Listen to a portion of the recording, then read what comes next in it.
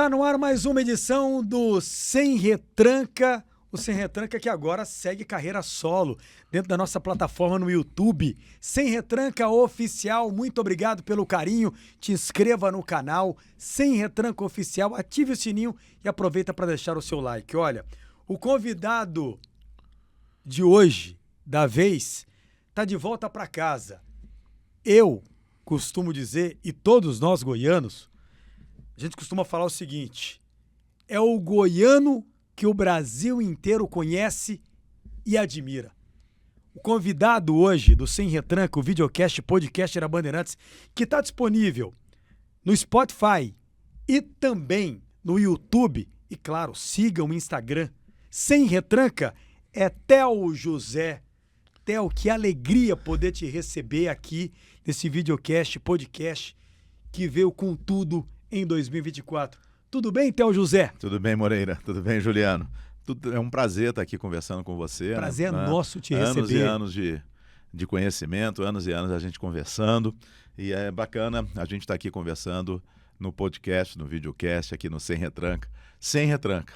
Vamos embora. Retranca. E vamos embora. Ô, Theo, você começou no rádio, não foi? Comecei no rádio. Eu comecei com 17 anos. Como discotecário, é uma coisa que os mais jovens não sabem o que é isso. Na época, o rádio ele era feito com disco, né? Com os LPs, os bolachões, e com o que a gente chama de cartucheira, que eu nem sei como é que explica isso. É mais ou menos como uma fita cassete, né? Que tinha, era cartucheira, um negócio que você colocava chamado cartucheira, não tinha nada de tiro, e era onde tinha vinheta das rádios, não tinha negócio de computador, né? Não tinha programa de rádio e computador, era manual mesmo. E eu comecei, como hoje seria um estagiário, mas sem ganhar nada, cuidando de uma discoteca que era da Rádio Musical, que depois a Rádio Musical se transformou em Antena 1, e era a rádio... Na época era a Rádio Transamérica, mas não era essa Transamérica que é hoje. Era uma Transamérica jovem, mas ela não tinha rede que você pegava na internet. Você tinha as fitas de rolo, né? Que chegavam de São Paulo, aí você colocava nos gravadorzão de rolo, e tinha uma parte que era chamado de música ambiente, que passava nos restaurantes, nos consultórios, e eu cuidava dos discos para essa música ambiente. Depois, eu passei a ser programador, porque o programador, que era o Guilhermano Duarte, foi embora para a Rádio Brasil Central, não era a RBC. Eu passei a ser programador por pouquíssimo tempo, porque aí o diretor da rádio, que era o Vilmar Sintra, que foi durante muito tempo diretor comercial na Jaime Câmara, ele quis me contratar, falou assim: você entra no lugar do Guilhermano, mas a gente não vai te pagar salário, não. Aí eu falei: aí não, né? Eu já não recebo para ser discotecário. Agora para o lugar de um profissional, não vou aí, não. Aí parei. E o Guilhermano depois me levou para a Rádio Brasil Central. Depois a Rádio Brasil Central virou RBC, eu fui programador na Rádio Brasil Central. Sim. E de lá eu comecei a fazer locução de música na Rádio Brasil Central. Foi ali a minha escola. Aí eu fui convidado para ir para a Rádio Araguaia e ali a carreira decolou, né? Na Rádio Araguaia era um canhão, né? Inclusive, mais por meu lado, eu e o Peninha hoje é o diretor artístico do Flamboyant Shop Center, é o que faz o Flamboyant Concert. Eu e o Peninha, a gente resolveu escrever um livro da Rádio Araguaia, porque a Rádio Araguaia acabou, virou CBN, então a gente está lançando esse livro, o livro está pronto. Falta rodar e lançar o livro, porque a gente queria que a história da Rádio Araguaia ela ficasse para a eternidade. Então, mas livro? É um livro, sim, sobre a Rádio Araguaia, está pronto. A gente só falta rodar e lançar. E depois eu fui para a televisão. Depois da Rádio Araguaia, eu comecei a ser repórter esportivo na televisão, na TV Serra Dourada, que é o SBT aqui. E dali eu comecei a narrar, tudo terceirizado na antiga Manchete, principalmente na antiga Manchete, que hoje é a Rede TV. Eu comecei a narrar corrida e depois eu abri o caminho, fui para São Paulo, contratado. Da Manchete eu fui para o SBT, aí do SBT vem o resto, né? Fui para a PSN nos Estados Unidos, depois fui para Bandeirantes, depois voltei para a RTV como contratado, aí fui para Bandeirantes SBT, e agora eu estou cuidando da minha vida. Agora eu estou aqui na TV Sucesso, que é a Band aqui, estou num streaming chamado Zapping, e tô na Liga Nacional de Futsal. E tô fazendo algumas coisas na Band também, rede, alguns jogos, alguns eventos, mas estou cuidando da minha vida. A minha vida agora sou eu não tenho mais aquela história, não renovei com o SBT por opção deles, mas eu também não estava muito feliz lá. E aí eu falei, não, vou voltar para casa. Surgiu esse projeto da TV Sucesso, que é a nova Band aqui em Goiás, onde eu sou o diretor de esportes e apresento e comento um programa. E estou fazendo as coisas igual esse final de semana. Estou muito cansado, estou 4 meses sem folga. Então, nesse final de semana, eu falei, cara, não vou narrar nem na Zap, nem na Liga Nacional de Futsal. Então, vou ficar em casa. Não ganho esse dinheiro, mas fico em casa. E esse modelo é um modelo que está me fazendo trabalhar mais, mas a cabeça está muito melhor. Eu quero chegar nessa condição. Olha, eu estou muito cansado, não quero trabalhar esse final de semana de clássico. Você ficou 4 meses sem folga? Alguma vez na sua vida? Theo, vou te falar uma coisa. Eu tô numa batida de 2 anos sem folga, sem um dia de folga. Eu tô ficando... Quando não tem futebol. Eu tô 4 meses sem um dia de folga. Um dia de folga? Um dia, não tenho. Há 4 meses eu não tenho folga. E aí, às vezes, Theo, você é da comunicação e eu tenho uma admiração. Eu não tô só batendo papo com o Theo José, profissional, não.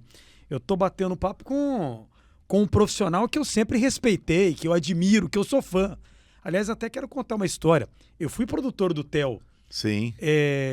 Na São Silvestre, quando ele chegou na Rádio K. Já vou contar essa história para você. Sim. Mas, Theo, quando você engata um jogo atrás do outro, te dá um... Não, a cabeça não aguenta. Não vai. Outra coisa, você passa a não dar as importâncias que os jogos têm.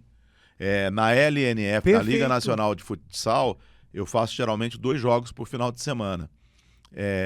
Eu já estava meio... E quinta-feira eu participo de um programa que é o da Liga. Participo aonde eu estiver. Essa quinta-feira eu fiz aqui de Goiânia. Então tem uma hora que você começa a fazer pizza.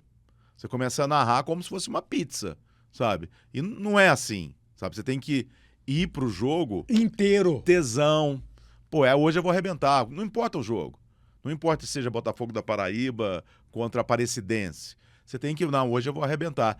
E eu estava sentindo isso. Então eu falei, não, parei. E a próxima semana eu já começo aqui. Aí segunda-feira você tem o programa na TV Sucesso. Na quinta-feira eu vou para Mineiros participar de uma exposição agropecuária pela TV Sucesso. Na sexta-feira eu vou para Rio Verde. E sábado eu pego um avião em Rio Verde e vou para São Paulo, onde eu tenho Zapping, tem L. Então não é uma parada fácil. Mas eu sou dono da minha vida. Eu sou dono da minha vida, então tá beleza. Por exemplo, agora o diretor da Zap falou assim, semana que vem você tá com a gente? Eu falei, tô, no sábado.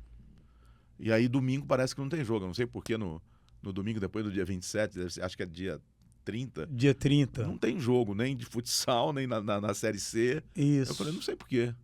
Acho que é por conta de Copa América. Pode ser também, que tenha né? jogo do Brasil, alguma coisa assim. Deve ser né? data FIFA, né? Então, a gente nunca entende o calendário do futebol brasileiro. Então, essa é a grande verdade. Agora, eu vou te contar uma coisa, viu? Assim como o Theo está seguindo carreira solo também, o Sem Retranca também tem a sua própria plataforma no YouTube, né? Sem Retranca Oficial, e você pode te inscrever no canal, aproveita para deixar o teu like e ative o sininho, você é bem-vindo aqui e você é bem-vindo aqui. Ô Theo, como é que você desembarca no automobilismo? De onde vem a paixão do automobilismo, hein, Theo José? Ayrton Senna. Foi o Ayrton Senna que me fez começar no automobilismo. Eu estava na Rádio Araguaia, eu era locutor, que hoje chamam de DJ, era locutor de música na Rádio Araguaia, e eu peguei um momento de transformação do rádio FM. O rádio FM, antigamente, ele era um rádio adulto, ou ele era um rádio jovem. Não existia o rádio popular no FM. Era dividido. O popular estava no AM, no FM não. E aí veio a Terra FM com o sertanejo. E arrebentou. Então a Terra veio e a Araguaia, que sempre foi o primeiro lugar de audiência, a Terra, quando chegou com o sertanejo, passou a ser primeiro lugar. E o pessoal na época da Rádio Araguaia, na Jaime Câmara, não era só a turma da Rádio Araguaia, não era só o Peninha e o Maurício Roriz, a Jaime Câmara, eles mesmo que desesperaram. E aí começaram a mexer na Rádio Araguaia, porque a Rádio Araguaia sempre foi vendida como a líder de audiência, né? E aí a gente, vou usar um termo que naquela época a gente bregou a Rádio Araguaia. Eu fui totalmente contra, porque porque eu acho que o FM tem que ter um nicho como é hoje. Mas naquela época, não, então vamos bregar. E bregou. E eu abri a rádio, fazia das 6 às 10h30. O meu horário foi o mais atingido. Então, o que foi o bregar? Comecei a ler horóscopo, comecei a ler carta de ouvinte, e eram 40 músicas. O listão eram 40 músicas. Então, todo dia de manhã era a mesma coisa. E aquilo começou a... Não tenho nada contra o brega, eu adoro música sertaneja. Mas aquilo começou... Eu comecei a ser um locutor... aí eu vou de novo, fazedor de pizza. Era tudo igual. Todo dia de manhã era tudo igual. Aquelas mesmas músicas, aquela mesma historinha, horóscopo, não sei o quê. E não refletia. Porque o nosso público foi embora e não veio o público da terra. A gente tocava muito pouco sertanejo. A terra, ela tinha audiência que veio aí nos Filhos de Francisco e tal, porque ela começou a tocar música sertaneja na hora certa. Né? Ninguém tocava música sertaneja no FM. A terra veio só com sertanejo. E aí estava muito chato. Aí eu cheguei pro Maurício, o Roriz, eu já fazia o programa chamado Máquinas e Pilotos, que eram pílulas de automobilismo dentro da Araguaia. E eu cheguei pro Maurício Roriz, que era o diretor, e falei: Maurício, deixa eu viver só de automobilismo, cara. Me tira do ar, você continua me pagando o salário que eu tenho, e uma cota, e me deixa viver de automobilismo. Aí eu vou cobrir Fórmula 3, vou cobrir... A gente era muito forte aqui em Goiás. Tinha o Tom Stefani, tinha o Paulinho Garcia, tinha o Alencar Júnior. Então o automobilismo aqui era muito forte, levava muita gente. E naquela época tinha uma coisa, uma mística que o patrocinador bacana queria o automobilismo. E realmente o boletim era bem vendido. E o Maurício, como gostava de automobilismo, falou: beleza, você está liberado então. Aí eu parei de ser DJ e comecei a mexer com automobilismo. E dali, aí comecei a viajar. Eu ia acompanhar a Fórmula 3 na Argentina, eu ia acompanhar a Fórmula Ford com o Tom Stefani, que foi campeão na Fórmula Chevrolet. Então eu passei a acompanhar essa turma. E aí abriu, né? Abriu. Aí comecei a acompanhar o Grande Prêmio do Brasil de Fórmula 1. Não ia nas outras corridas que não tinha dinheiro, mas eu ia no Grande Prêmio do Brasil. Ficava nos hotelzinhos bem meia boca na época, mas ficava perto do autódromo e tal. E pronto, aí comecei a ter um conhecimento do meio, surgiu a oportunidade de eu ser repórter de rede para a Rede TV, que era terceirizado, na Fórmula 3. Depois surgiu uma oportunidade de eu narrar na Fórmula 3. Eu já narrava a corrida no autódromo. Eu narrava campeonato de marcas goiano, campeonato goiano de moto velocidade, motocross goiano. Eu já narrava, hoje eles chamam como narrador de arena. Eu narrava essas corridas. E isso deu uma certa bagagem. E aí eu tive as oportunidades. A porta abriu na Fórmula 3 Sul-Americana, passei a narrar o Campeonato Brasileiro de Fórmula Ford, no lugar do Fernando Campos, que é goiano também e está no automobilismo até hoje. Outro dia até encontrei ele na Fórmula 200. E dali foi embora. A Fórmula Indy saiu da Bandeirantes e foi para a Rede TV. O Luciano do Vale era quem narrava a Fórmula Indy, a Rede TV estava atrás do narrador, e eu acabei sendo o escolhido. E ali, pronto, aí foi o gancho para minha carreira. A Indy me deu a popularidade nacional, e a Fórmula Indy foi quem realmente abriu as portas para eu virar um narrador reconhecido no Brasil, né? E na Índia você não ficava em trânsito não, né, Theo? Você morava? morava? Eu ficava. É? Eu fui morar nos Estados Unidos só na época que eu trabalhei na PSN. A PSN pouca gente lembra, mas era uma televisão americana que tinha uma perna, um braço que narrava em português para o Brasil e outro braço que narrava aquele mesmo evento em espanhol para a América Latina, para o Caribe. E era uma empresa americana. Mas era uma empresa que eu tenho que bater na madeira aqui, não foi legal. Era um projeto que já começou sabendo que ele ia acabar em 2 anos, porque não foi um projeto muito limpo. Não vou falar o porquê, porque senão pinta processo, mas não foi muito limpo. Foi uma jogada, mas a gente não sabia. E eles tinham muito dinheiro, então a gente tinha Libertadores, a gente tinha Campeonato Italiano, que na época era o top, era o campeonato italiano de verdade. Né? Era o que a Rai transmitia. Era o Ronaldo Fenômeno, era Cafu, os grandes caras estavam ali, né? Era Batistuta, os grandes caras estavam no italiano. É o que é hoje o campeonato inglês, vamos dizer assim. E tinha eliminatórias da Copa do Mundo de 2002. Eu fiz todos os jogos das eliminatórias. O único que eu não fiz local foi a Venezuela. Brasil e Venezuela. O resto todos eu vinha para o Brasil fazer, morava nos Estados Unidos. Mas quando eu fiz a Indy, de 93 até 2000, a grande maioria foi do local. Eu ia para cidade onde tinha corrida. E às vezes nem era cidade, às vezes era um meio do mato, lá nos Estados Unidos, porque eles têm essa cultura, né? Por exemplo, Michigan, tinha um oval famoso, Michigan, era um oval no meio do mato. Você ficava, de sabe, ver você narrar altas horas pois da noite. tinha essa. Então, conheci bastante os Estados Unidos, Canadá, né, que era basicamente a base da Fórmula Indy. Aí eu viajei bastante, né? E algumas Copas, né? E, Theo, vem cá, me conta uma coisa. Você falou dessa paixão do automobilismo que veio do Senna, né? E para entender do meio, né? Você falou assim, ó, aí eu passei a conhecer o meio.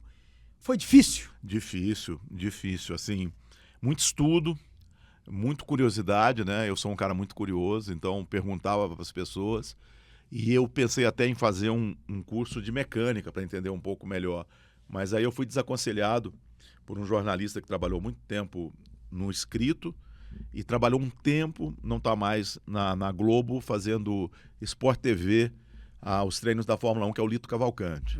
O Lito, na época, era o comentarista da Fórmula 3 sul-americana. Eu era o repórter. O narrador era o Luiz Carlos Largo, que está na ESPN. E o Lito falou, não, para que você vai fazer curso de mecânica? Quando você tiver dúvida, pergunta para o engenheiro ou pergunta para o piloto. E era isso, você ia aprendendo. Por exemplo, na Indy, na época tinha Gil de Ferran, que infelizmente morreu em dezembro passado, tinha Christian Fittipaldi, André Ribeiro, Emerson Fittipaldi, Raul Boesa, Maurício Gugelmin, tinham todos esses pilotos. Então eu tinha uma rotina. Acabava o treino de classificação do sábado, você descia. Eu ia conversar com todos os brasileiros. E ali se aprendia muito. Por exemplo, chegava pro Gil e falava, Gil, você está largando em 7º. E aí para a corrida? Eu falei, cara, o meu pneu é melhor na corrida do que em treino. Porque a Firestone está desenvolvendo um pneu assim, aí ia para o outro e fala assim, não, meu carro é melhor com tráfego do que... E aí você vai perguntando e vai entendendo. O Gil, por exemplo, ele dava um trabalho danado. Às vezes eu saía do autódromo 8 horas da noite no sábado, porque o Gil fazia reuniões longuíssimas com a equipe e eu gostava de conversar com eles depois da reunião, porque aí já tinham determinado a estratégia. E isso na Indy a gente tinha essa facilidade. Na Fórmula 1, não. Na Fórmula 1, o piloto acabava o treino de classificação. Eu digo isso pelo Senna e pelos outros brasileiros que eu via no Grande Prêmio do Brasil. Aí acabava o treino de classificação, eles conversavam rapidamente com a equipe e atendia a imprensa, né? E aí fazia tipo uma zona mista, que hoje é no futebol, sim, com a imprensa. O Senna, por exemplo, sempre dava entrevista em português para os brasileiros, ele dava em inglês para o restante da mídia e ele dava uma entrevista em inglês também para os japoneses. O Senna sempre tinha essa história, porque o Senna a maior parte da vida dele, ele era um piloto Honda, né? Então o Senna... E aí você ia ali e conversava, mas não tinha um contato direto. Eu não sentava, por exemplo, dentro do motorhome do Gil de Ferran e falava, e aí, Gil, como é que vai ser amanhã? Com um papelzinho, anotando, vai ser isso. Quantas paradas?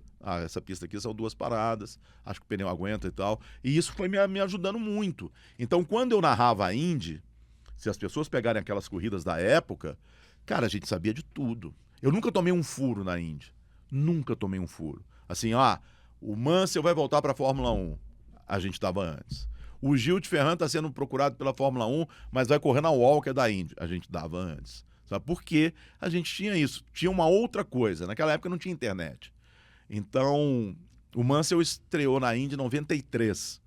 E eu sempre fui muito preocupado com o nome de piloto e tal. Eu queria falar, eu digo sempre, a minha filosofia de narração internacional é falar o nome daquele jogador, daquele piloto, de qualquer atleta, que a mãe dele chama ele. Por exemplo, Juliano é Juliano, não é Giuliano, é Juliano, é do jeito que chama. E o Nigel Mansell chegou, eu falei, é Nigel ou é Nigel? E aí eu fiquei na dúvida. E tem umas manhas, né? Se for repórter, você sabe disso. O piloto, ele para o carro num estacionamento, e no estacionamento, até ele chegar no motorhome dele, ele vai com a mulher dele, ou vai com alguém, não vai com muita gente, e eu ficava ali no estacionamento esperando. Aí um dia passou o Nigel Mansell, e eu cheguei do lado dele e falei, olha, eu sou da televisão brasileira, eu queria saber como é que pronuncia o seu nome, desculpa, é Nigel ou Nigel? Aí ele falou, Nigel. Aí eu falei, ok, obrigado. Quer dizer, a gente tinha isso na época. Hoje você vai no Forvo. Eu achei muito legal que na semana passada a Premier League, foi a Premier League? Eu não sei, teve uma liga, não foi a Premier, não sei se foi a Premier League, pode ter sido. Aí falou assim, esses jogadores aqui, para você que vai ver a Eurocopa, veja como se pronuncia o nome desses jogadores. E o Kevin De Bruyne, que fala aqui no Brasil, é De Bruyne. É De Bruyne. É, De Bruyne. E uma vez eu, na Liga dos Campeões, na Band, eu falei assim, hoje eu vou falar o nome como é ele. Cara, os caras quase me mataram. Esse cara é louco, é De Bruyne, mas não é De Bruyne. Mas, então, tem uns que abrasileiraram, e aí não tem jeito. Você vai ter que ir nos abrasileirados, entendeu? Mas o De Bruyne, eles quase me mataram na internet. Você tem que seguir uma tendência. E eu gosto de falar como a mãe fala, né?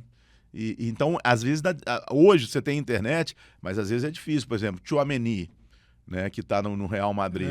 Cara, quando eu vi que ia um cara pro Real Madrid com nome diferente, falei, vou ter que descobrir o nome desse cabra. Aí você vai no Forvo, não tem, porque o cara era jovem, né? Ele explodiu no Real Madrid. Aí você chega, qual que é a grande sacada? Você coloca lá no YouTube, Tchouaméni, entrevista, TV francesa. Aí 1 hora o cara vai falar o nome dele. Agora tem uns bichos que te demoravam 1 hora pra você descobrir. Porque o cara não fala. Porque, por exemplo, ele tem um primeiro nome, vamos supor, não sei qual que é o primeiro nome do Tchouaméni, mas pode ser André. Aí o cara trata como André. André. Eu falei, ih, caraca, não vai falar o Tchouaméni. Mas é a dificuldade de né? falar Tchouaméni. Né? Aí o cara, André, cara, não vai falar Tchouaméni. Aí 1 hora fala o Tchouaméni, sabe? E eu fiz muito futebol na Band, muito sub-20. Então pegava uns mundiais sub-20. Aí você pegava uns caras e falava, meu Deus do céu, como é que era o nome? Mas buscava para descobrir o nome do cara. Falava, opa. Por exemplo, tem uma coisa que é uma regrinha que um argentino me ensinou. E essa não tem erro. O espanhol não usa a letra Z como o brasileiro.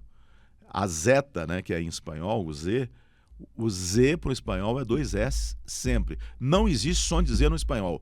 Um S é 2 S. Z é 2 S. E isso é claro na minha cabeça. Então você vê, às vezes, os caras narrando o jogo, e aí você muda, né? Eu narro do jeito que é. E você fala, caramba, sabe, por exemplo, muita gente fala San Lorenzo. Não é San Lourenço. Isso. É 2 S's. Exatamente. É 2 S. Então você vai, o São Lourenço, não, é São Lourenço. É isso. Sabe, todo espanhol. E essa regrinha é tira e queda. É tira e queda. Essa aí não tem erro. E tem outras. E o Adolfo falava assim, quando ele estava vivo, assim, e eu fazia produção pro Adolfo, aqui na Bandeirantes ele falava o seguinte, assim, ó, pede pra ele anotar, coloca no papel, tá falando errado. Aí não dá, pai. Mas o Adolfo, isso. ele Mas anotava, ele isso. tinha um caderno de 10 matérias. Eu faço só toda a escalação minha à mão. O pessoal pega no meu pé que eu faço tudo à mão. Não, eu faço tudo à mão. Não tem computador. Eu não coloco no computador, é tudo à mão. Eu não tenho computador. Até o meu boa noite. Eu uso, assim, o meu computador, o de casa, ele deve estar fechado há uns 2 anos, porque agora você tem tudo no celular, Sim. né? Então, a minha produção eu faço no celular. Lá na TV Sucesso me deram um computador, lá eu vejo. Eu uso ele lá, eu vejo e tal. Você tem que ver o espelho do programa, então eu abro lá o computador, aí eu vou lá no Globo.com, vou lá no UOL, dou uma olhadinha. Mas o meu pessoal tem uns 2 anos que eu não abro.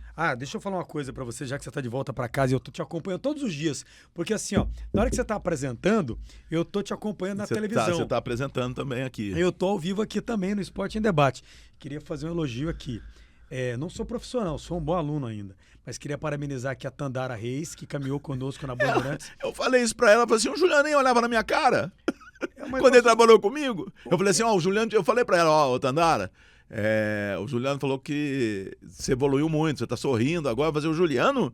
Aí eu falei, o Juliano, você nem olhava na minha cara, e agora ele tá me reparando em mim? O mundo é maluco. Ele é doido, aí falou. Eu fui buscar, vou te falar uma coisa, o Pedro tá aqui, Tandara Lohane, descobri ontem, que é Lohane Reis. Eu falei assim, se eu fosse, na época, teu chefe, eu falei, se eu fosse chefe na tua época, era Lohane. Eu usava Lohane. E ela fica pé da vida quando eu falo Lohane agora. E eu vou te falar uma coisa, o Pedro pediu, pode perguntar pro Pedro depois, né? Pediu, pode conversar com a Tandara que eu quero ter uma reunião com ela para trazer ela para Bandeirantes. E eu quero mais, eu quero que ela apresente. E ela é boa. Ela é muito boa, ela é talentosa, ela é uma joia. E você tá lapidando ela na televisão, que ela só tá crescendo. Não, ela tem aquele jeitão dela de cara fechar, mas é o jeito. É o jeito dela. Agora ela sorri, a gente brinca e tal. Agora a Tandara Mas ela tá sorrindo mais. Mas a gente fica puxando a orelha também.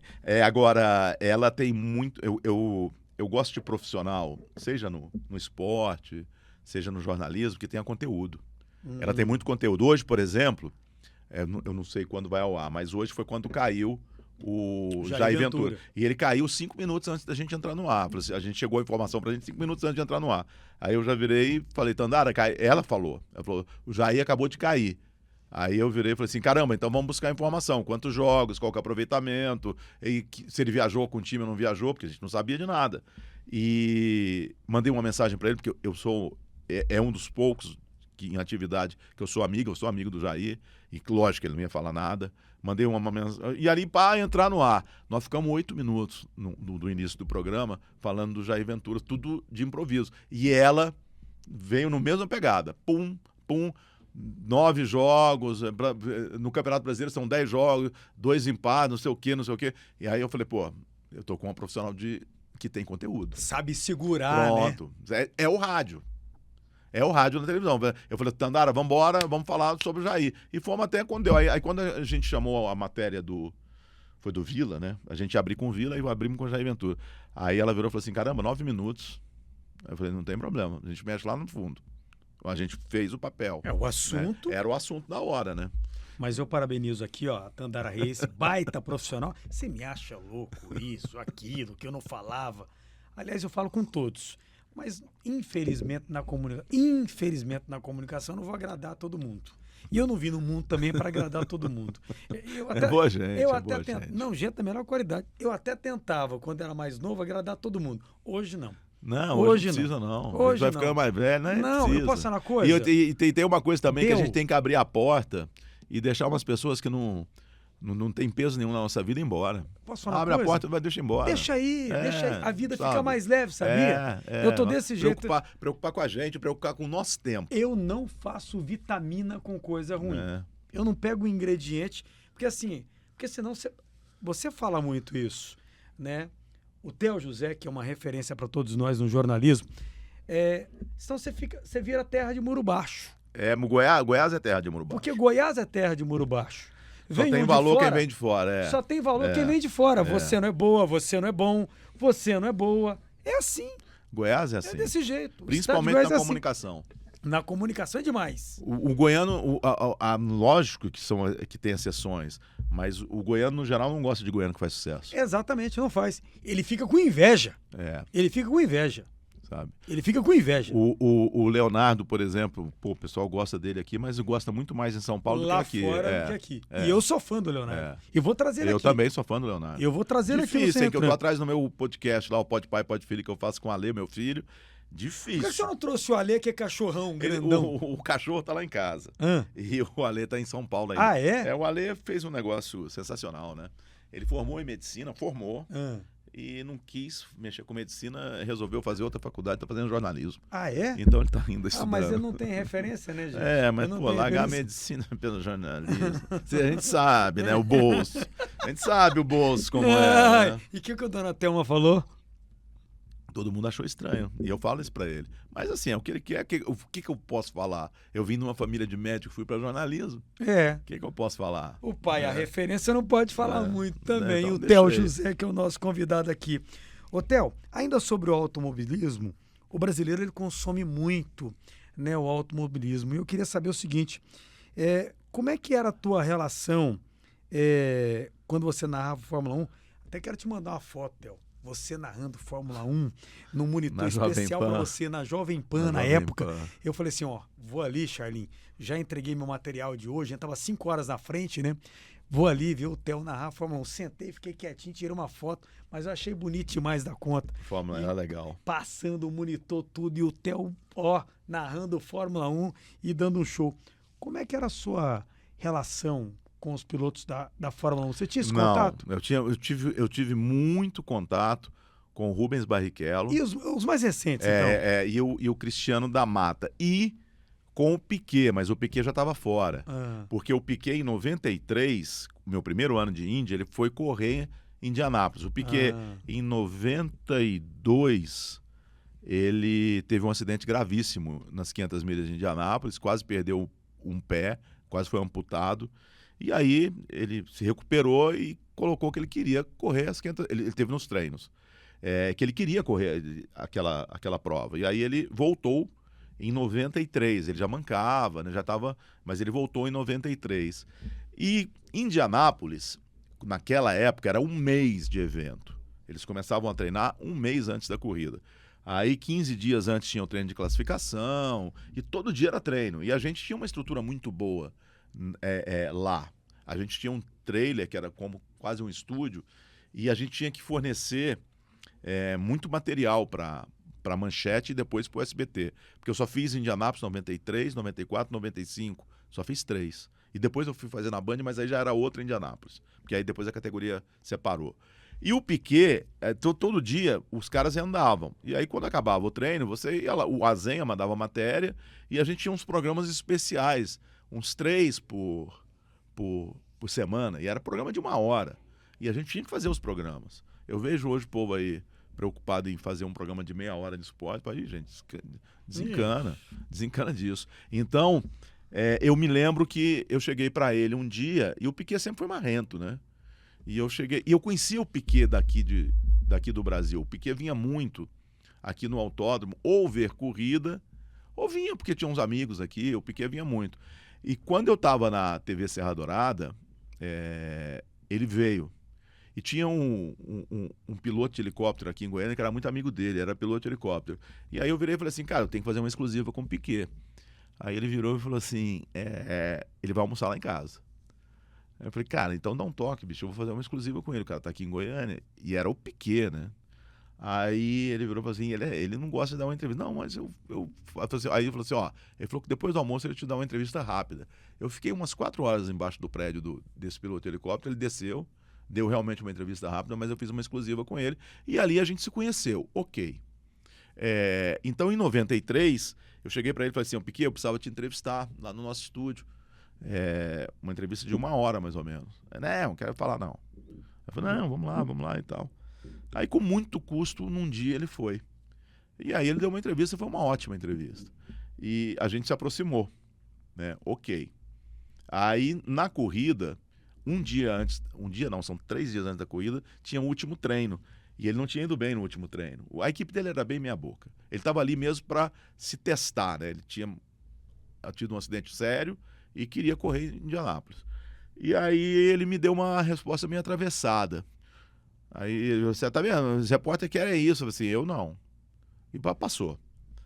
Quando foi em 96, a gente estava no SBT, a gente foi correr, teve a primeira corrida no Brasil, no Rio de Janeiro, em Jacarepaguá, e a gente fez uma mega de uma transmissão, um timaço. O nosso time era impressionante, era Hermano Henning, Roberto Cabrini, Luiz Carlos Azenha, Adriane Galisteu fazendo um bastidor, era um timaço. E o meu chefe, que era o Lucianinho Calegari, virou e falou assim, cara, a gente podia colocar o Piquet na cabine. Aí eu falei, pá, vamos tentar, né? Aí ele apareceu, um dia, ele andando por lá nos treinos, eu falei, Piquet, você não quer ser nosso convidado não, cara? Aí ele falou, não entendo nada dessa porcaria dessa categoria, não, tô aqui mais curioso e tal. Aí eu falei, não, bicho, vamos lá na cabine do SBT, cara. Assim, tem dinheiro. Você fala um cachê, a gente arranja um dinheiro. Eu falei, não quero dinheiro não quero fazer nada não. Ok. Quem fazia a transmissão era o pessoal de Cascavel, da TV Tarobá, que hoje é a Master. Eles é que tinham um caminhão de transmissão, são especializados e tal. E o Pedro Mufato, que era o dono O Pedro Mufato, ele sempre, nas corridas grandes, ele fazia o tal do porco no rolete, que é o porco, né, naquele jeito paranaense de fazer. E ele fez na nossa, o que a gente chamava como é que era? Na nosso centro de imprensa, do SBT, que era gigante. E convidou o Piquet era muito amigo dele. Aí o Piquet foi. Eu colei e falei assim, pô, Piquet, vamos lá, cara, na cabine do domingo. Eu falei, não enche saco não, Theo. Não vou. Mano, beleza.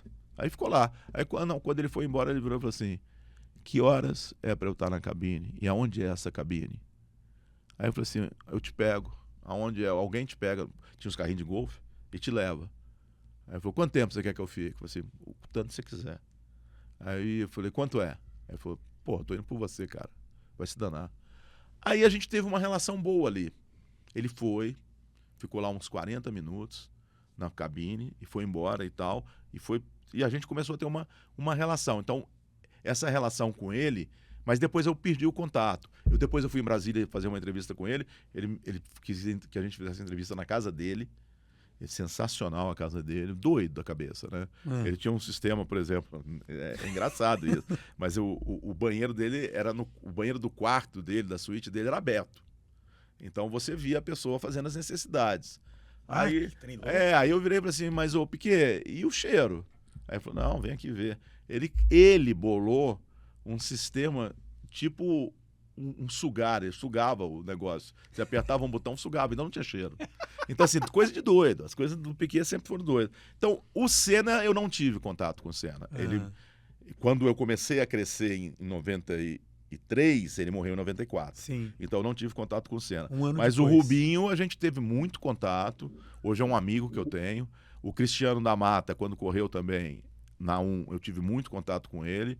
É outro amigo que eu tenho, mas aí depois ele voltou para a Índia, teve um acidente, né, quase morreu.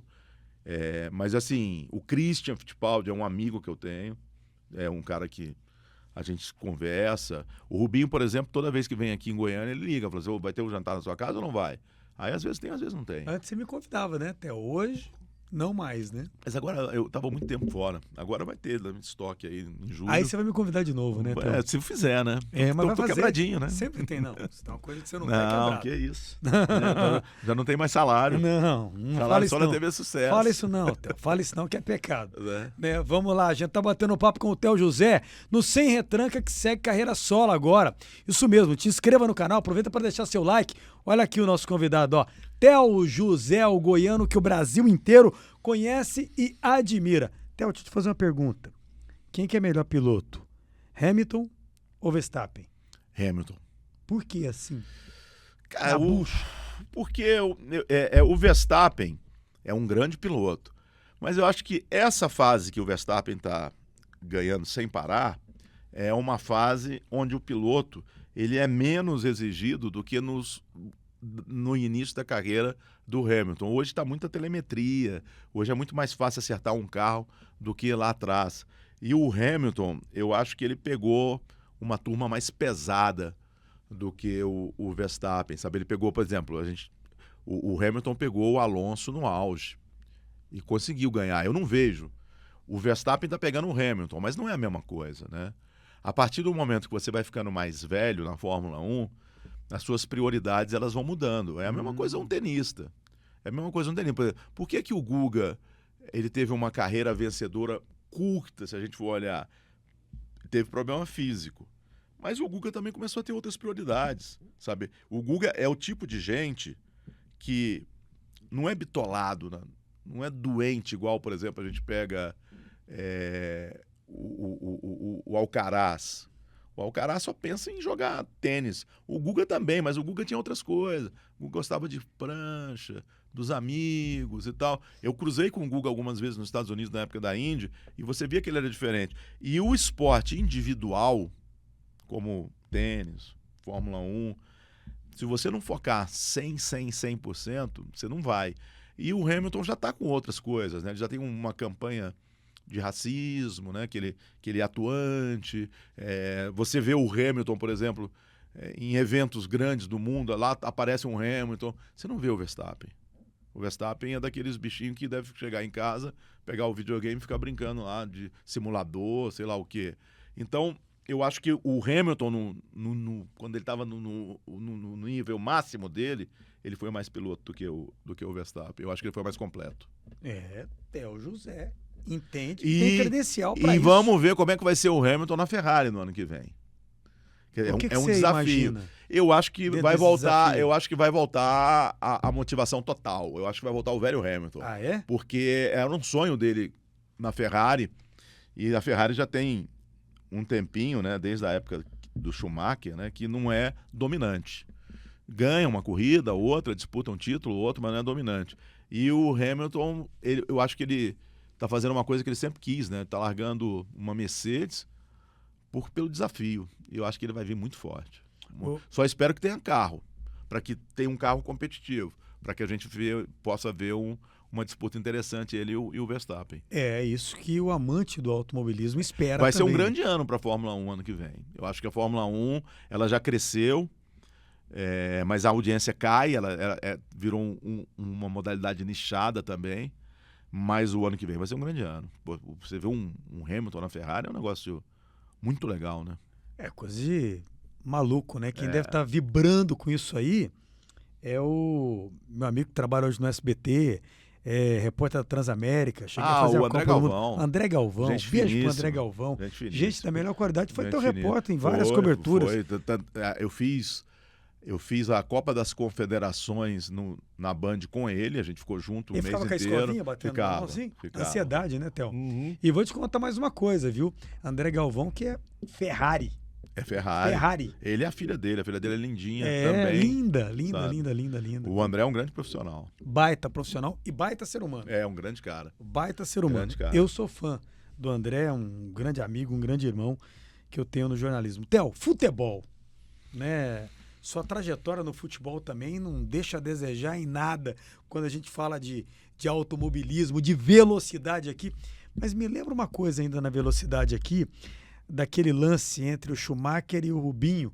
Você estava na corrida do não perde mais. Sim. Você travou na hora ou não, Theo? Foram duas vezes, né, do Rubens. Aquela que ficou famosa de Spa. Isso. E a que eu peguei dele foi em Indianápolis. Já tinha acontecido Spa.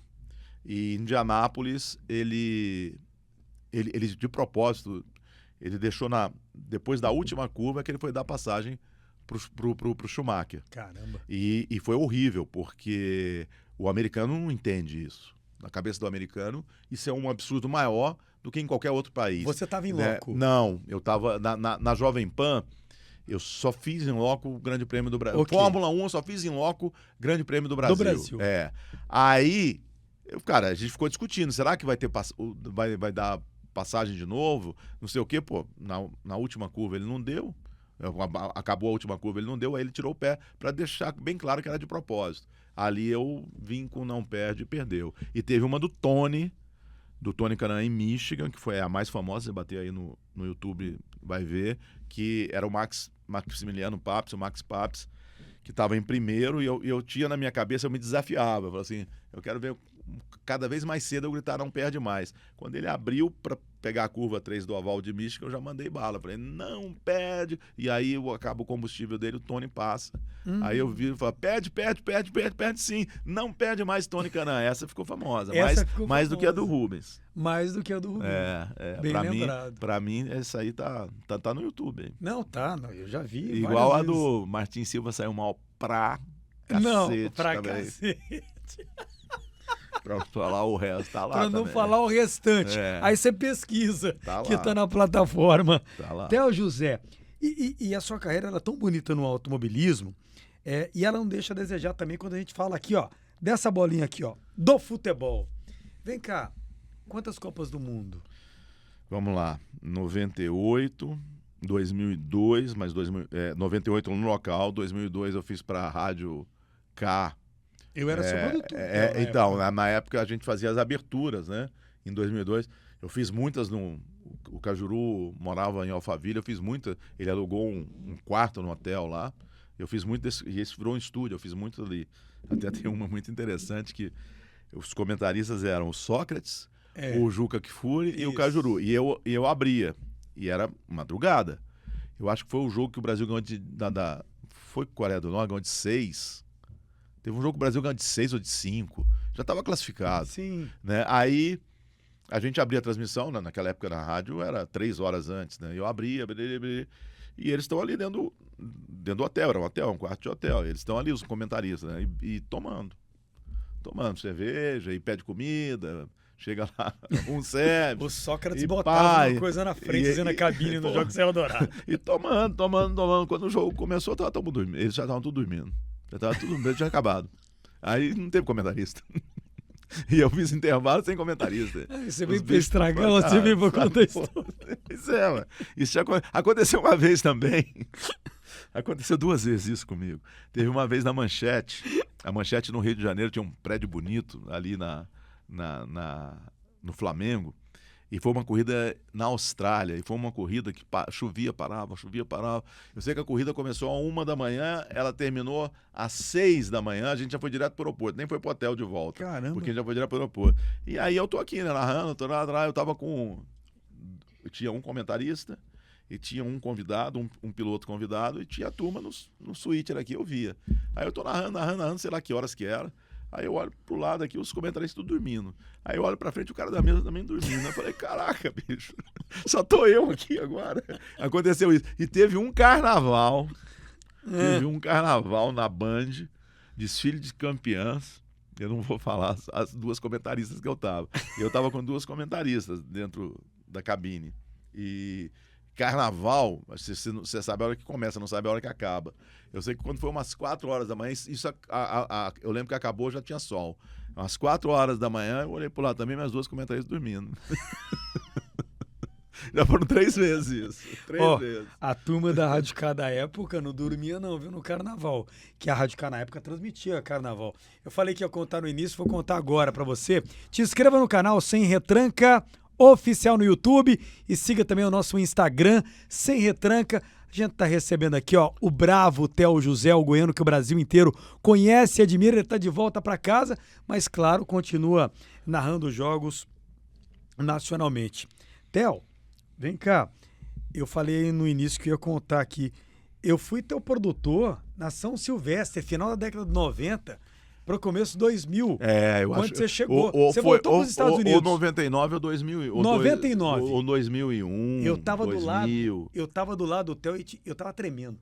E tinha que passar todas. Eu tava começando, trabalhava pela Marmitex, né? E pela pizza no final do dia. Mas essa não tinha salário. Eu queria aprender só, ué. Aí tá. Eu tinha que pegar as informações pro Theo e eu ficava vendo ele narrar. Primeira coisa que eu fiquei apaixonado quando eu vi. Primeira vez. A dicção do Theo. Eu falava bem baixinho assim pra mim. Que dicção, hein? Que dicção, hein? Você deve colocar uma caneta na boca que era sensacional. Cara, eu fiz mais agora a fono. Eu faço mais fono agora do que na época. Sua dicção sempre foi boa. Sabe? Sua dicção é perfeita. Mas assim, eu não botava ainda fé em fono, não. Aí depois você vai ficando mais velho, você vê que fazer fono é muito importante pra gente. Você tá fazendo? Faço exercício. E quando eu tive problema, né? Na Copa de 2014, eu tava colocando minha voz errada. E aí o meu gol tava ficando sem força. Tanto é que se você pegar de 2014, tem alguns jogos que eu não narro o gol como... O meu gol é do Brasil. E essa mudança do gol tem uma mudança aqui na corda vocal. Eu não estava conseguindo mais.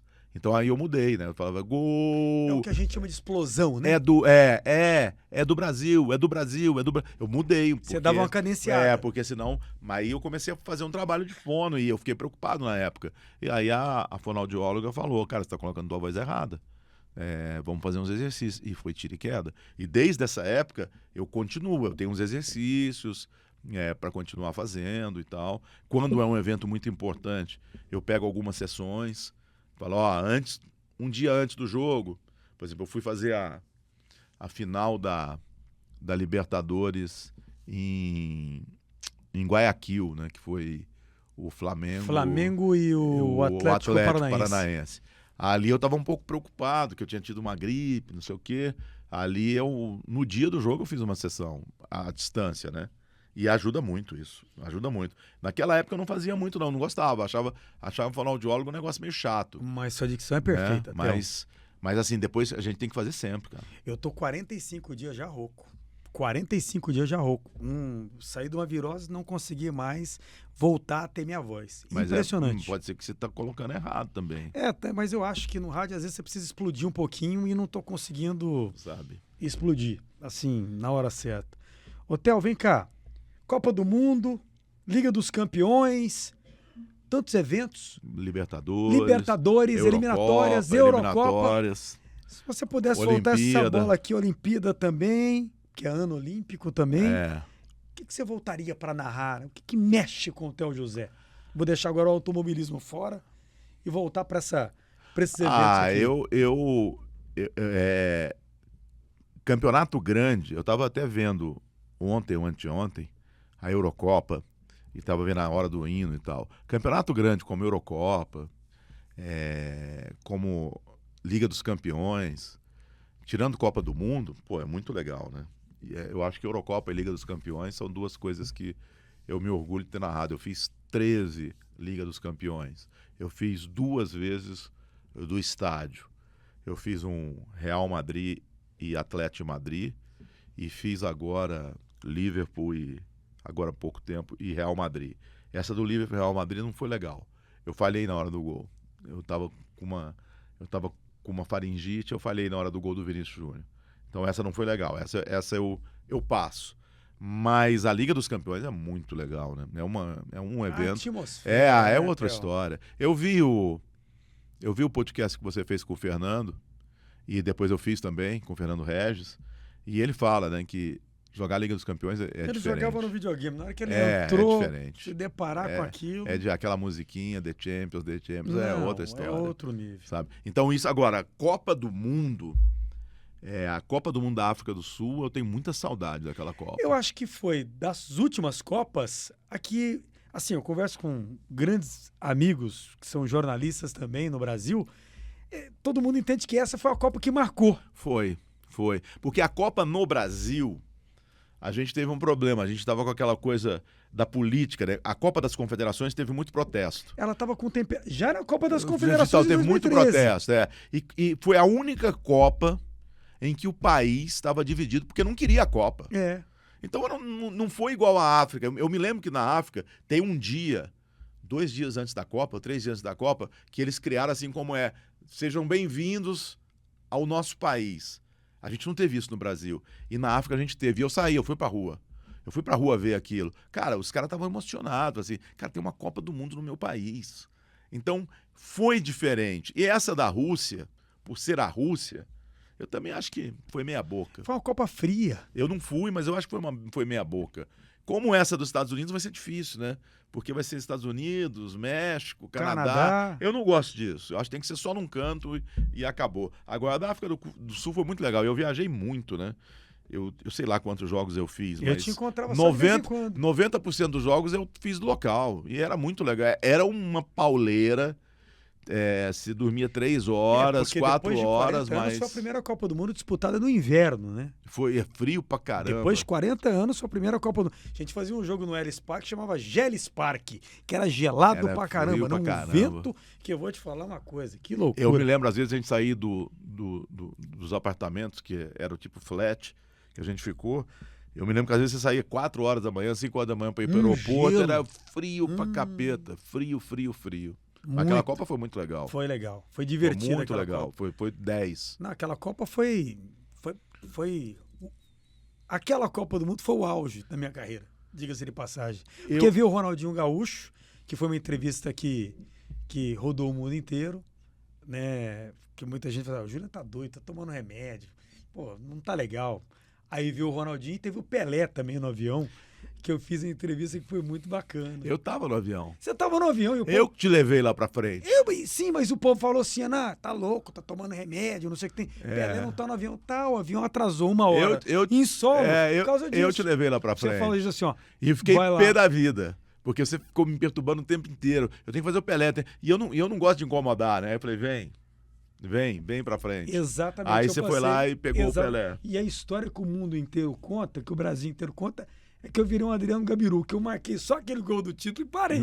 E não é bem assim. Sabe? Bravo, Eu tava naquele Aliás, foi o voo da imprensa brasileira para África do Sul. Era. Né? Tava todo mundo. Tomei um porre com o Edmundo naquele voo. Edmundo tava lá, tomei um porre com ele. Né? Depois, na volta, eu voltei com a Renata Fã. O Edmundo também tava no voo. Eles voltaram antes. Eles voltaram logo depois que acabou a Copa. Eu fiquei uma semana lá. Na eliminação do Brasil. Na eliminação do Brasil. É verdade. Nós ficamos até o final. Eu fiquei uma semana depois ainda, porque não tinha voo, né? Eu fiquei não tinha voo. 3 dias depois, eu voltei com o José e Não, mas a Renata foi pra final.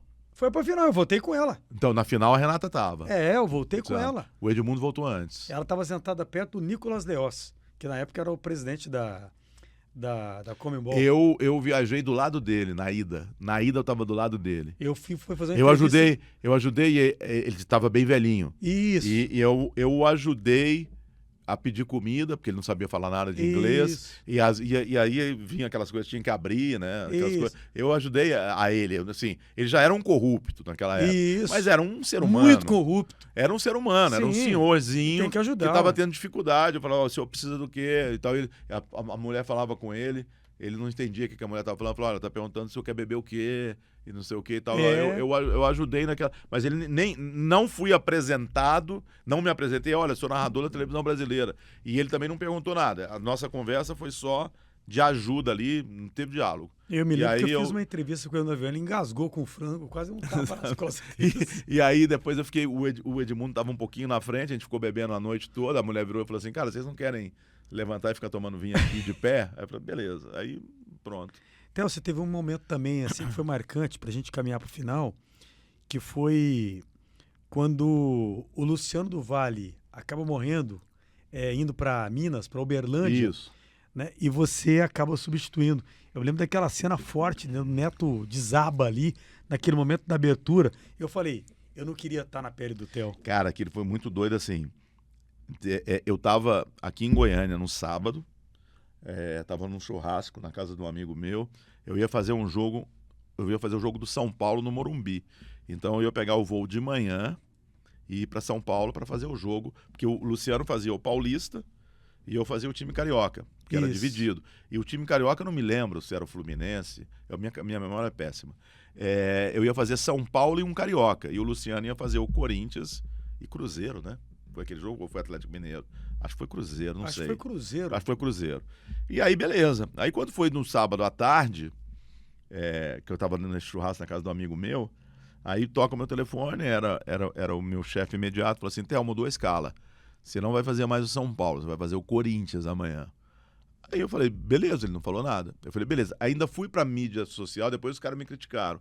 Escrevi, mudança de planos. Saio do jogo São Paulo e Fluminense e vou fazer Corinthians e Cruzeiro. Só, porque eu não sabia o que tinha acontecido. Aí depois de 3 horas, mais ou menos, ele me liga de novo e falou assim, Theo, você vai fazer esse jogo que o Luciano morreu. Eu falei, como? Eu falei, o Luciano do Vale morreu, indo pro jogo, isso aqui, isso aqui. Aí, parei e falei assim, bicho, tem que agora colocar a cabeça no lugar. E eu quero, antes do jogo, eu ia fazer do estúdio, não ia pra Uberlândia. Eu tenho que passar no velório, né?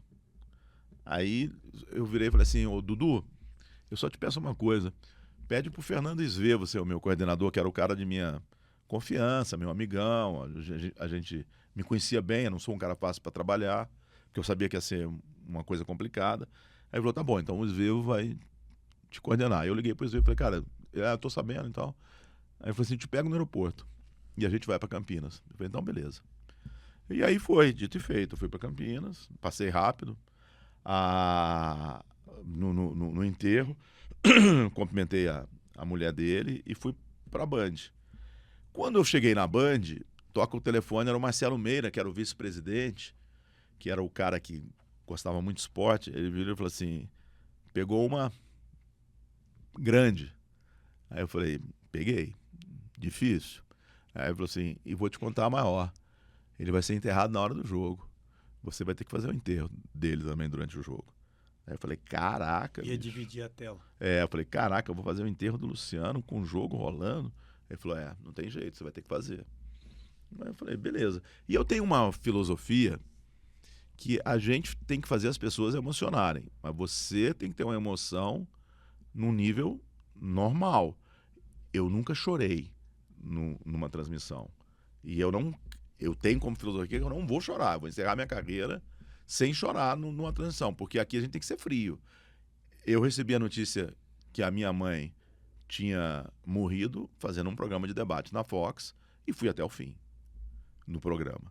E a minha sobrinha também tinha morrido fazendo o mesmo programa na Fox, fui até o fim fazendo um programa. O que adiantava eu encerrar o programa ou, olha, eu vou sair daqui porque minha mãe morreu? As pessoas estão vendo ali, não estão querendo saber se minha mãe morreu ou deixou de morrer. E era de noite, então eu só ia sair do Rio para vir para Goiânia de manhã. A única coisa que eu fiz foi pegar o celular e mandar para minha esposa, para a Thelma, ver uma passagem o mais rápido possível para Goiânia. Amanhã de manhã, porque era de noite, não ia ter passagem mesmo. Então foram as duas situações. E aí eu falei, eu não vou chorar. Eu não vou chorar no negócio do Luciano. Não vou. E coloquei na cabeça.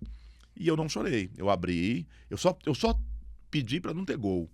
Eu falei, como é que eu vou narrar um gol, cara? Estou no lugar do Luciano. O enterro do Luciano. Narrar gol? Como é que eu... Isso estava na minha cabeça. E não teve gol. Foi 0-0 o jogo. Então até nisso Deus ajudou. E graças a Deus o desafio foi cumprido, né? Eu acho que eu fiz uma homenagem para ele, mantendo uma boa narração dentro de um tom de que a gente estava vivendo naquele momento, né? Que o Luciano tinha morrido, caramba. Então foi um momento difícil, muito difícil, assim. O psicológico teve que trabalhar forte ali, muito. Acho que teve um momento assim que eu fiquei com a voz embargada, mas também não chorei. Foi quando o Edson faleceu. Embora já soubesse de tudo, né? Porque o Júnior me passava, mas eu ficava de stand-by, porque a qualquer momento o Júnior falava, ó, meu pai pode morrer a qualquer momento. Então eu tinha que vir para a rádio, aí eu dobrava. Então aí na hora que veio a informação de madrugada, eu tive que dar a informação e tive que ficar o dia inteiro e aí me escalar. Ó, você vai fazer o sepultamento do Edson. Pô, aí aquilo eu pedi aqui na Bandeirantes para não mais me escalar para fazer esse tipo de cobertura. Mas assim, é a profissão, né, Tudo Juliano? Não bem, tem então, jeito, mas cara. vou te falar uma coisa. Por exemplo, eu tive um momento muito ruim. O Cacau virou pra mim e falou assim, a vida é dura, Juliano. A vida é dura. Mas, poxa, era um cara que tava todo dia me dando conselho. Eu tive um momento muito ruim desses, foi na morte do Ari Júnior, o câmera, que era goiano da Globo. Sim, você imagina o tanto de mensagem que eu nunca apaguei até hoje. Pô, a segunda-feira naquela época, eu fazia jogo do Campeonato Brasileiro ou do Carioca todo domingo. O Ari que morreu no voo da Chapecoense. Isso, era a maior câmera que já teve na televisão brasileira, era goiano, eu comecei com ele, era meu grande amigo, Ari, grande amigo meu. E a segunda-feira, naquela época, eu tirava para tomar um vinho em casa, lá em São Paulo. Estava sozinho, abria um vinho, bebia meu vinho e ia dormir. E foi numa segunda-feira. Então, naquela noite, eu mandei mensagem para ele. Eu liguei para ele, porque o Goiás estava... O Paca! Era, exatamente, Paca. E o nosso time, hein, que era o torcedor do Goiás doente, né? Mandei, mas ele não atendeu, foi para a caixa de mensagem. Lógico que ele não atendeu, né? Aí, eu tô no Twitter, eu tô tomando meu vinho, tô no Twitter, né, vendo as coisas. Aí aparece assim, voo da Chapecoense está desaparecido. Eu nem sabia que a Chapecoense ia disputar a final de Sul-Americana, porque a gente não fazia Sul-Americana. Então nem sabia. Aí eu falei, voo da Chapecoense? Tá voltando da onde? Segunda-feira, né? Aí começaram a pintar Twitters, assim, avião da Chapecoense. Aí eu falei, caraca, os caras estão indo para disputar a final da Sul-Americana. Aí o que acontece? Já tinha tomado umas, eu falei assim, eu vou ouvir a Rádio Caracol. Porque a Rádio Caracol é monstra da Colômbia. Não, e eles estavam cobrindo no local. Não, sensacional a cobertura deles. Aí eu entrei na Rádio Caracol e aí os caras já estavam com 3 repórteres, um no local, um no hospital. Aí eles viraram e o do hospital falava assim, ó, tá chegando aqui um sobrevivente. Aí E tinha um no local que falava assim, ó, tem sobrevivente aqui. Exatamente. Só que tava chovendo muito. Então eu falei assim, pô, caiu o avião, mas de repente tem um monte de gente viva. Eu não sabia que foi tão sério. Aí eu nunca vi uma relação de passageiro. Aí acabou o fogo na hora, né? Falei, caraca, Chapecoense e tal. Aí saiu a relação... 7 horas da manhã, que eu tava ao vivo. Eu tava ao vivo no Raiz Brasileira, ouvindo na Rádio Caracol. Então, às 7 da manhã, eles chegaram à conclusão falaram assim, não tem mais sobreviventes. No local. O sobreviventes... Mas saiu a relação dos passageiros umas 3h30 da manhã. Aí, aí já saiu no Twitter, aí eu olho lá, Ari Júnior, Rio de Janeiro, saía assim, né? Aí eu falei, cara... Não... O repórter falou falei, assim, ó, da não Rádio é o Caracol. Paca. Ari Júnior. Na hora que ele falou isso... Eu falei assim, não é o Paca. Aí eu liguei pro Bassan, que o Bassan era muito amigo dele, o Pedro Bassan. Baita repórter. Aí eu liguei pro Bassan, o Bassan atendeu de madrugada, eu falei, Bassanzinho, o Paca foi fazer Chapecoense? Aí ele falou, não sei, eu tô no geral agora, não tô mais com a Ari, eu não sei. Por quê? Eu falei assim, não, porque aconteceu isso. Aí ele falou assim, e tem esses nomes aqui, Rio de Janeiro, deve ser os caras da Globo. Aí ele falou, putz, Theo, esse nome que você falou aí é um produtor do esporte. Pode ser que o Paca seja o Paca. Aí ele falou, vou checar. Aí passou uns 15 minutos, ele voltou e falou, é o Paca. Aí eu falei, caralho, o Ari morreu. Aí eu virei e falei assim, Bassanzinho, então vai lá na esposa dele e já cobre. E eu vou ver porque ele tinha uma mãe que tinha problema de coração. Aí eu esperei dar umas 6h30, liguei para a Luciana Finhold, que é a apresentadora, porque o filho dele trabalhava como câmera na Serra Dourada. Aí eu falei assim, ó, aconteceu isso, isso e isso, não deixa a mãe dele saber pela imprensa. Avisa o Thaleson e o Thaleson toma as providências. Aí, beleza. Aí chegou às 7h, 7h30, falou assim, não tem sobreviventes, não sei o quê. Eu falei, acabou, já fiz o que eu tinha que fazer. Cobri aqui a família do Ari de um lado, cobri a esposa dele do outro, o Bassanzinho falou assim, eu vou lá na casa deles, beleza. Aí eu falei, vou dormir agora, mas eu vou descer aqui, tinha um bar Pé Sujo embaixo do prédio, eu falei assim, vou tomar meu café da manhã no Pé Sujo e vou dormir. Aí quando eu tô tomando o café da manhã, me liga, era o Tocha, que era um editor da Band, falou assim, Theo, e eu já tinha ligado para ele. Quando eu vi que o avião sumiu, eu liguei para ele de madrugada, falei, Tocha, fica de olho aí que eu acho que teve problema no voo da Chapecoense. Ele falou, beleza. Aí ele me liga, ele falou assim, Theo, vem pro SBT, vem pra Band, que a gente vai ficar na Band News, não sei o quê, no jornalismo, cobrindo. E como você tá por dentro, e tinha um amigo e tal. Aí eu falei, putz, agora, cara, eu fiquei a madrugada inteira acordado. Aí ele falou, não, vem. Eu falei assim, cara, eu vou tomar um banho, fazer a barba e vou. Aí fui. Aí eu fiquei lá até umas 5h da tarde. Quando foi 5h da tarde, acabou, né? Quem disse que acabou? Porque aí a família do Ari me procurou e falou, olha, a gente queria uma homenagem, não sei o quê. Aí eu liguei pro Sérgio Rassi, que era presidente do Goiás. Falei, Sérgio, o Ari, não conheço, assim, vamos velar o corpo dele lá no Goiás. No ginásio. Aí eu falei, beleza, vamos, então, sensacional. Eu falei, gente, ó, quero velar no beleza. E velou no domingo, porque primeiro ele passou, demorou a liberaram. Aí ele passou primeiro no Botafogo, porque a Globo queria que todos os funcionários fossem velados no ginásio do Botafogo. E depois ele veio para cá num voo da TAM, foi um voo comercial. E aí ele chegou, foi velado no domingo. E eu me lembro que naquela época estava tendo coisa política na Polícia Federal. Então estava fechado. Estava fechado. E eu lá em São Paulo, eu não quis vir. Eu não gosto. Eu não quis vir. E eu lá em São Paulo o marido tinha umas 3 esposas. Né? Porque ele separou, voltava. Separava, não sei o quê. E uma ligava e falava assim, olha, vai escurecer, a gente não vai ter jeito de enterrar, né? Porque o cemitério não enterra à noite. Aí eu falei, caraca, eu lá em São Paulo. Aí eu liguei pro Charlie. Falei, Charlie, quem que é? O cemitério é aquele cemitério indo lá pra Bela Vista. Eu esqueci o nome lá. O Jardim das Palmeiras não. Jardim das Palmeiras não. Sei Memorial. Lá, Aí eu falei, Charlie, quem que é que cuida do memorial, bicho? Me ajuda aí. Aí eu falei, vou ver. Aí me deu o telefone do cara, eu liguei pro cara. Falei, tem um enterro aí marcado, mas vai atrasar. Vai chegar de noite. Aí eu falei, a gente espera a hora que for. Fica tranquilo. A hora que for, vai... Então, isso foi difícil.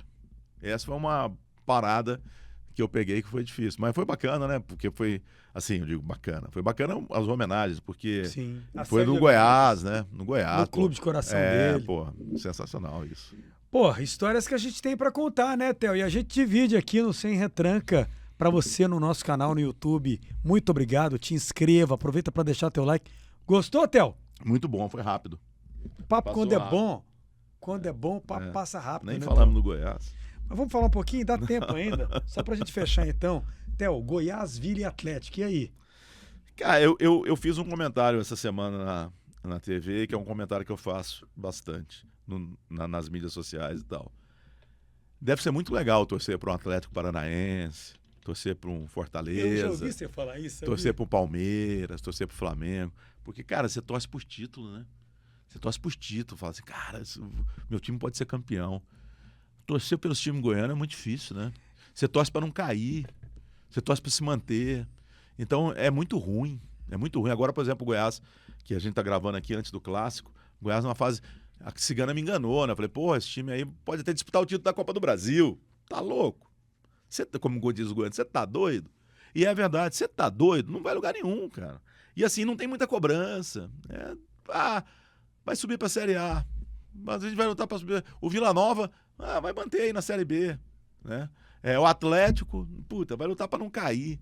É muito ruim, né? Eu acho que tá faltando nesse estado um pouquinho mais de pensamento de grandeza, sabe? A gente tem 2 times agora na Superliga de vôlei. Mas será que eles vão se manter? Então, um pensamento assim, cara, vamos fazer um time para arrebentar, sabe? É a mesma coisa no futebol. O Goiás tinha que fazer um time, cara, a gente já foi maior do que o Atlético Paranaense. A gente já foi do mesmo tamanho que o Bahia. Olha o Fortaleza hoje. A gente foi maior do que o Fortaleza, sabe? A gente tá do tamanho do Cuiabá, gente. A gente tá do tamanho do Cuiabá, não dá. Com todo respeito ao Cuiabá, que quem fundou foi meu grande amigo gaúcho, Sim. Luiz Carlos Toffoli, que não está mais com a gente também. Com todo respeito ao Cuiabá, mas não dá. Cuiabá nunca largou com Goiás, sabe? Nem com o Vila Nova. Você pega o Vila Nova, a renda, o Vila Nova e Mirassol, foi R$25 mil. Gente, isso é esporte profissional. Não pode um jogo de futebol dar 25 mil profissionais de renda. Então, assim, até isso... O Vila está perdendo o fanatismo da sua torcida, que era a coisa mais bonita que tinha no Vila Nova. Porque a torcida foi muito magoada. Cara, o que aconteceu com o Vila Nova ano passado, pelo amor de Deus. Não tem explicação. Pelo amor de Deus. Era a chance de subir pela primeira vez nesse formato para a Série A e entregou um jogo, sabe? Entregou, que eu digo assim, não mordeu. O Goiás também, você assiste, pô, não morde. O Atlético, a Cigana me enganou. Pô, esse time do Atlético é legal, hein? Um time que mais ataca, um time que tem mais chance de gol.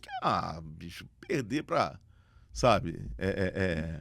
Criciúma, do jeito que perdeu, levantando o jogo morto, controlado. levantando morto. Então, difícil. E eu que estou fazendo, sou diretor de esporte de uma televisão que tem um programa de esportes que eu tenho que fechar o programa de esporte junto com a equipe. Cara, não acontece nada. Não tem uma grande notícia. A grande notícia é que o treinador caiu, Wagner Love foi embora. Nada, sabe? Que legal, o Goiás é líder. Pô, foi líder durante uma semana. E aí depois despencou. Então, assim, é frustrante.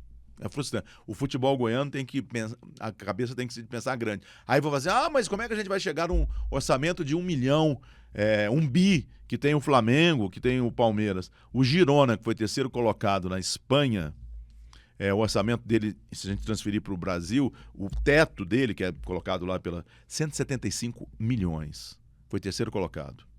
175 milhões. Isso aí, o Fortaleza deve gastar isso.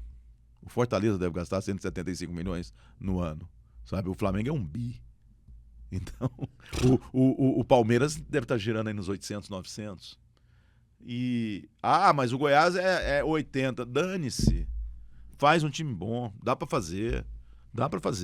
Essa mudança de mentalidade precisa partir da onde, na sua opinião? Da diretoria. Não adianta SAF. SAF não é solução. O maior time do mundo, que é o Real Madrid, não é SAF. O Barcelona não é SAF, o Atlético de Madrid não é SAF. Na Alemanha não tem SAF, tem investidores, mas não tem SAF. Então SAF não é solução. SAF, inventaram essa história para salvar o Vasco da falência, para salvar o Botafogo da falência, para salvar o Cruzeiro da falência, sabe? Você vai ver o Cruzeiro, dá um tempinho. Virou SAF, mas quem está cuidando do Cruzeiro é um apaixonado por esporte que vai profissionalizar o clube além da paixão, vai profissionalizar o clube. E é um abnegado, né? Então o Cruzeiro vai ser um grande time. O Atlético virou SAF agora, um negócio que até agora a gente não entendeu ainda, porque não teve divulgação, né? A gente está esperando entrar dinheiro dos investidores. Mas se tivesse a cabeça que tem hoje, Igual o Adson fala assim, nós somos um time emergente. Chega! Não quero saber de time emergente, não. Eu quero saber do Atlético ganhando título. A nossa estrutura melhorou muito, muito.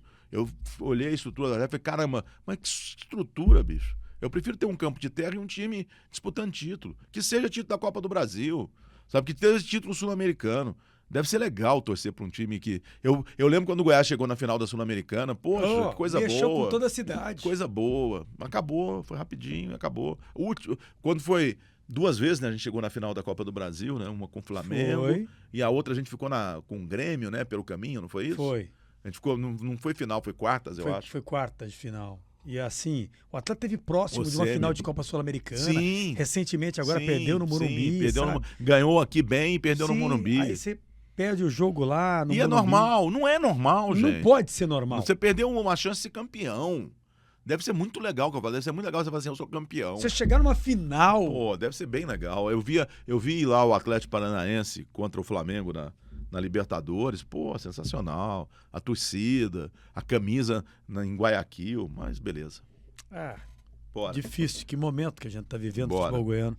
Theo, que alegria te receber no Sem Retranca. Você também tá com o seu podcast também. Também, o Pode Pai, Pode Filho. Pode Pai, Pode Filho, participa o cachorro. Como é que chama o cachorro? O Anselmo. O Anselmo. O Anselmo, o Ale. E o Ale também, que é filho do Theo, que toma café lá no Café da Tia Naí, na Rua 4 com a Rua 6. Ele me falou. Ele me falou. Uma vez eu vi lá, menino bonito pra caramba. É médico, agora tá estudando pra ser jornalista. Theo José, que alegria de receber. Valeu, Juliano, obrigado. Que bom. Sucesso pra você sempre. Você sabe que você sempre foi e sempre vai continuar sendo uma referência na minha carreira. Eu fico feliz por Saiba isso, disso. Mas você poderia ter referência melhor. Não, mas eu tenho. Obrigado. Eu tenho. Obrigado. Muito bem, o Sem Retranca de hoje vai ficando por aqui, te agradeço. Te inscreve no canal Sem Retranca Oficial, ative o sininho, deixa teu like. Você pode também curtir também no Instagram Sem Retranca e também no Spotify em áudio e vídeo. Gente, aqui deu!